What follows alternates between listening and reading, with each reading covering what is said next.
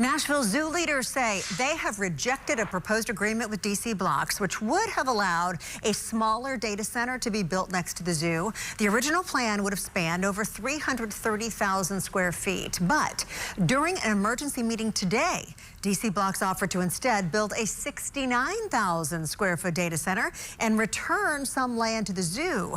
The zoo's board of directors voted unanimously against it, saying a data center close to animals, schools, and neighborhoods has not been proven to be safe. Earlier this week, Metro Council approved Nashville's first data center regulations. They include banning facilities larger than 500,000 square feet. New data centers must also go in industrial areas, not directly beside schools, parks, or neighborhoods.